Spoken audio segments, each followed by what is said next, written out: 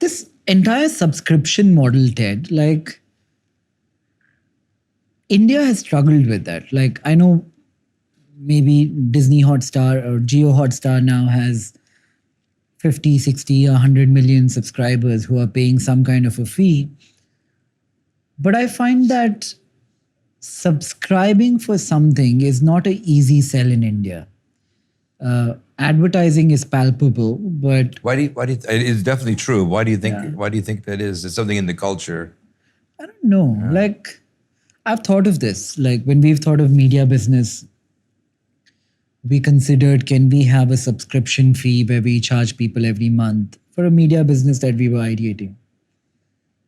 When you come down to extrapolating, one part of it is affordability. I think there might be 100 or 200 million people in India who can actually afford Yeah. to spend that premium towards an additional expense in the household. Right. And they have to have broadband at home and Yeah. big screen Yeah. TV. Yeah. Yeah, I would say 200 million. But outside of that, I feel like culturally we are averse to paying an online fee for something that is recurring in a manner that the Americans are not. Yeah. The recurring charges was definitely a cultural, outside of Yeah. the cultural norm. Yeah, I don't know how. I couldn't understand it either when we first got here. I thought, who wouldn't want that? It's so convenient. Why would you want to have to go back and pay to the credit card every month?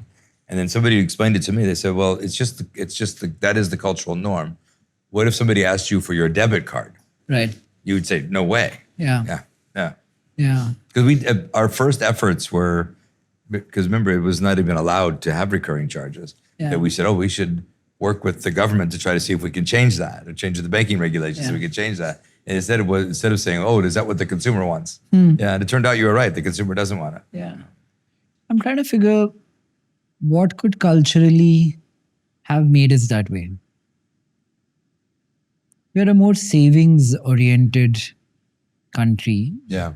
Could that be a reason that you don't, the amount of money in your bank account, we place a great degree of weightage in knowing what that number is, and it makes us feel good? I don't want to stereotype it, but I feel like my experience has been that Indian people are more mindful of their money than American people are. Yeah. Mindful, to your point, that you know Yeah. what you have, you know Yeah. what you want to spend, you're more mindful about it. And access to credit is lower than it is in America. Very few people have credit cards. Yeah. You have this plan where you're subsidizing the monthly fee but showing advertising. And I read that it's working really well for you. Yeah. And as much as 50% of new audience is coming in through that. If that were to grow and all Netflix has ads, what happens then? Well, I don't think there's ever a world where we do all ads. We're a choice brand. So so the folks who really don't want ads, there's always going to be an option for them to do that. In fact, I think that our business will be primarily a subscription for the foreseeable future. We'll grow the ad business to be a good part of our business for sure. But I think that even when it's very healthy, it'll still be 20% of the business. But it's interesting because the ads only model doesn't support the kind of ambitious content that we put on. Yeah. And so the trick is finding the right balance of ad load and entertainment, or where the consumers say, yeah, I'll take a lower fee and I'll watch the ads and it's fine. Or it's like, we have to put on too many ads to make this even watchable. You've seen that, I think, happen in some other places. So you spend more money on content now than anybody, right? Netflix. Yeah. That puts you in a position where most popular people across the world really want FaceTime with you, likely. How does that change the dynamics inside your head? That's good. Well, it's been interesting because I think when we started out, even when we weren't spending as much as everybody else, we set out to be kind of artist friendly. So we always had a disproportionate draw with talent. First, before it was the money, it was the better place to work. And for me, I think it's very exciting part of the business to be around and working with very creative people.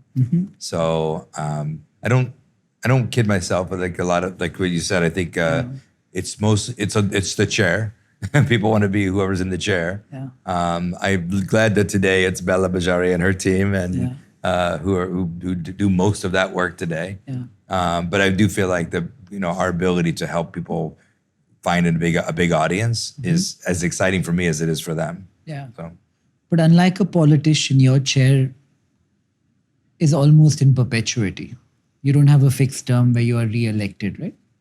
If things don't go well long, we'll see how long that seats. Yeah. I think it's easier to be oblivious of the chair as a corporate than it is as a elected politician who has to kind of fight for that chair periodically, cyclically. Yeah. It's an interesting thing because my life is and my wife too, our lives are kind of intertwined professionally and personally. So the folks that we work with a lot of times are among my best friends. And I do think there is that relationship is always in check in that one dimension all the time. Like, I don't wonder if that's why we're friends because they work here. But I also don't get I wouldn't use the friendship to move a business initiative, and I hope they wouldn't either. Yeah. Yeah. Your wife used to be an ambassador. She was U.S. ambassador to the Bahamas. Yeah. Wow. Yeah. Have you been married a long while, Ted? Yeah, 15 years. Yeah. And how did you meet? We met on the Obama campaign. She was the finance chair for Southern California, and I was a guest who arrived for one of the events that she was running. I got there late. I was the last person to arrive. So the very first words my wife said to me was, "You're late." And I arrive at the event, and there's a place to take a picture with then Senator Obama and then go into the event. I get there, she goes, "You're late." I go, "I'm sorry." She goes, "Well, take your picture and go get your seat." So I do this thing and I go to my table, and she comes by the table to tell the host of the table, if the senator's not coming to your table, if you want to meet the senator, you got to go to that table. So I just leaned into him. I go, "Who is this?" He goes, "What do you mean?" He goes, I go, "Who is this woman? She's amazing." And he goes, "How do you not know her? She's this Nicole Avon. How do you not know Nicole Avon?" And I go, "I don't know her." And he goes, I'll introduce you to you later." So at the end of the night, we left the event and went to a dinner, 10 people. And I'm sitting there talking to my friend Lawrence Bender, who hosted the table. And he said, "Oh, here comes Nicole." And she came in by herself. And he goes, "Switch seats so you can talk to her. She's great." And we switched seats, and I sit and talk to her. We talked for 3.5 hours. Wow. And 8 months later, we were married. Wow. She's an amazing woman, Nicole. I mean, I'd love to meet her. Yeah, she's really phenomenal. So Netflix in India, you don't have significant market share yet. How important is it for you as a market? And how are you approaching it? Like, what is working for you in India and what is not working for you in India? Well, I think to your point earlier about the figuring out the good product market fit, including payment systems and all those things early on, took us a couple of years to get that right. I also think that as the product has ramped up, our very first Indian original show is Sacred Games, and I thought this is going to be great. People in India love movies. This is a TV show that feels as big as a movie, has movie stars. I loved the show. Well, what's interesting about it is like it was very, very novel, but I didn't realize that we were going to be like introducing a brand new kind of entertainment to a country the size of India, because there was nothing else like it. That for TV was typically, I think, would be sports and talk and very not kind of cinema infused television that we've been doing around the world. So for me, it was like if I did it all over again, would I have done Sacred Games a couple of years later and did some things that were more populist programming? Maybe. But we knew that India was going to be a slower journey to get to where we want to get to, but that it's a great prize at the end of the day. So I mean, right now you can see how fast Indian households are adopting fixed broadband. Big screen TVs are growing. The addressable market in India is exploding in the next couple of years. So it's exciting. And you have 3 plans in India. The cheapest one with ads, I think, is about 149 or 199. I can't remember the number. Are you finding traction at that level?